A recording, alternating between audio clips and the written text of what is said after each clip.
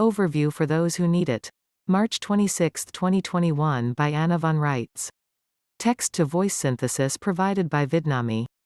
Be patient. Be strong. Keep walking forward. I've explained the situation. 1. What the plotters originally intended: corner the gold market during a fiat debt credit legal tender system, then sell the gold back at a huge profit margin resulting from inflation and devaluation of the fiat money. And 2. What has subsequently happened: demand for viable currency and crimes including counterfeiting and securitization of living flesh have increased to the point that a gold or silver-based commodity currency would require gold prices to be set at ridiculously high rates, in excess of $100,000 per ounce, and nobody in their right mind would believe that.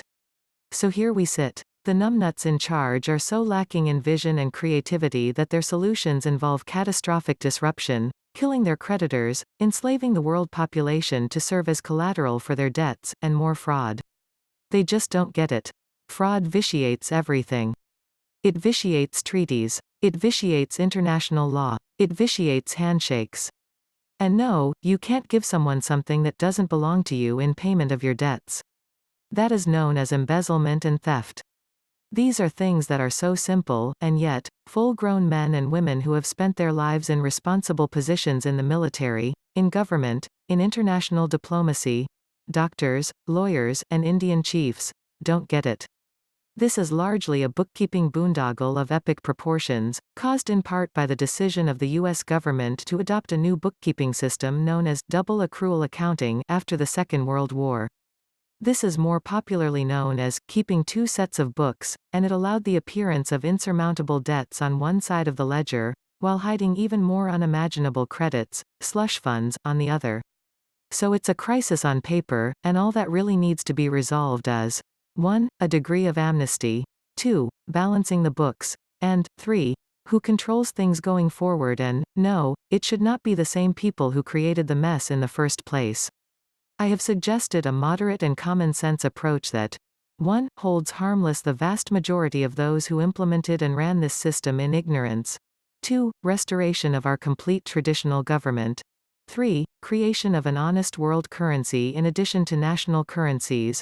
4. Returns power, and responsibility, to the people of each country. 5. Erasure of false debts and payback of accrued credit to individual people and unincorporated businesses. 6. Issuance of credit cards to Americans and people of other countries who are in similar situations, to pay for any and all public debts. 7. Restructure of the taxation functions to live off slush fund earnings instead of preying upon living people.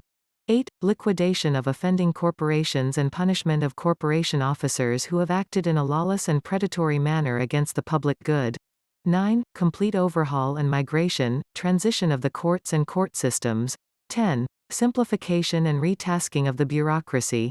11. Retirement and culling of millions of statutory laws, codes, and regulations. 12. Removal of agency administrative law, and its misapplication to average people. 13. End redundancy. 14. Reform all operations of the U.S. Patent Office, the respective trademark and copyright offices, and the various postal services. 15. Open public discussion and international treaty negotiations to establish a realistic and solid foundation to go forward. It's clear that these issues and topics that I have highlighted, including the illegal securitization of living flesh, which is a crime and a central issue, have all contributed to the deplorable state of world government. It should be crystal clear to all concerned that the only reason to have a government or pay for government services is to protect the bodies and other assets of living people. If that is not obvious, it needs to be made so.